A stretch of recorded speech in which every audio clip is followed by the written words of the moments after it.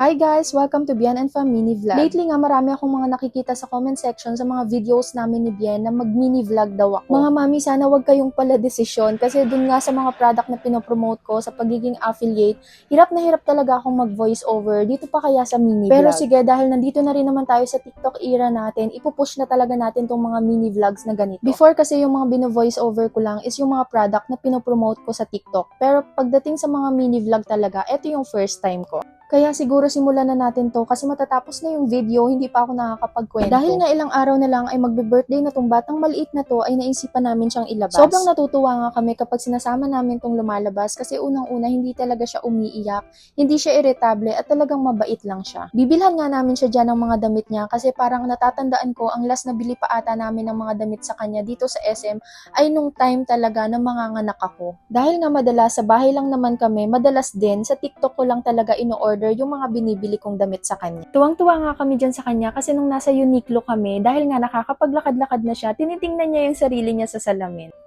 Sobrang cute. Nagtataka siguro siya kung bakit nakikita niya yung sarili niya. At talagang hindi na naaawat yung kalikutan niya. At eto na rin talaga yung stage na kung ano yung mahawakan niya, talagang pakikialaman niya. Kaya nga imbes na makapili ako dyan ng mga bibilhin ko sa kanya, ayun, binidyohan ko na lang siya kasi ang cute-cute niya. Ayaw niya na talaga yung nasa stroller lang siya at itutulak mo siya. Ayaw niya na yun kasi nga gusto niya na talagang maglapag na din siya. Pero for me, mas nai-enjoy ko na rin talaga yung ganitong stage yung niya. Yung curious na siya sa mga bagay-bagay sa paligid niya. Buti na lang din talaga, palagi ko rin kasama yung mga tita niya, kaya may katulong talaga ako sa pagbabantay at pag-aalaga sa kanya. Hanggang sa matapos nga kami sa pamimili dyan sa store na yan, siya talagang hindi rin siya matapos sa pagpapakyut dyan sa salamin na yan. Kaya wala rin talaga akong tigil sa pag-video ko dyan sa kanya kasi gusto ko talaga i-keep yung moment na yan kasi tingnan nyo naman kung gaano siya ka-cute dyan. At nakakatuwa rin naman talagang panoorin na nag-e-enjoy siya. Parang ang bilis lang din kasi ng panahon simula nung natuto talaga siyang maglakad. Actually, 9 months pa lang siya, medyo nakakapaggabay-gabay na talaga siya sa paglalakad niya. Kaya ngayong 11 months na siya, ay kaya niya na talagang tumayo.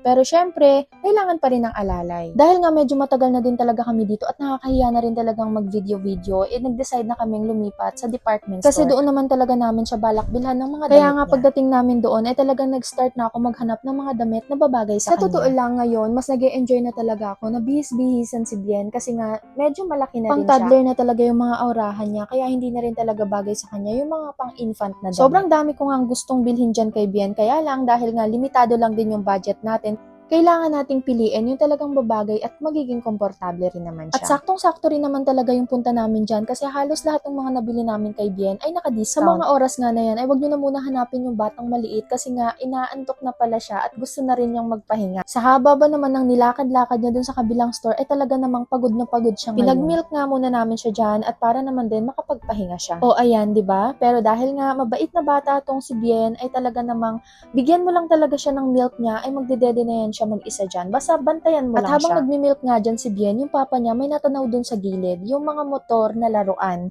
na parang anytime gustong-gusto nang bilhin. Pera na lang yung kulang. Kasi naman, tingnan nyo naman, ang cute din naman kasi ng mga laruan na yan. Parang ang porma sa mga bata. Kaya lang, dahil hindi naman talaga yan yung mga sadya natin dito, Lan, what if umalis na tayo dyan? At dahil nga nahihirapan pa kami mag-decide kung ano-ano yung mga bibilhin naming mga design ng damit kay Bien, pumunta muna ako dito sa baby company. Kasi gusto ko na rin talagang palitan yung mga feeding bottle ni Bien. Kayo ba mga mami, ilang months kayo bago nagpapalit ng mga feeding bottle ng mga baby ninyo? Kasi ako, sa 11 months ni Bien, parang 3 beses pa lang talaga akong nagpalit ng mga feeding bottle ni Bien. Hindi rin kasi siya yung typical na baby talaga na kinakagat yung chupon sa feeding bottle. Kaya hindi rin talaga ako ganun na nahihirapan sa kanya. Pero syempre, kailangan pa rin talaga nating magpalit ng feeding bottle from time to time. Nilibang ko lang din talaga muna dyan si Bien kasi nga kailangan ko na talagang mag-focus sa paghahanap ng mga damit sa kanya. Kaya pinahawa ko na muna siya sa papa niya at nag-start na ulit ako. Ngayon ko lang din talaga na-realize na oo nga no, hindi ko pa rin talaga nabibilhan si Bien ng mga damit niya kasi every month, every milestone niya, doon ko lang talaga siya binibilhan ng mga damit na magagamit at susuotin kasi sobrang nanghihinayang din talaga ako kasi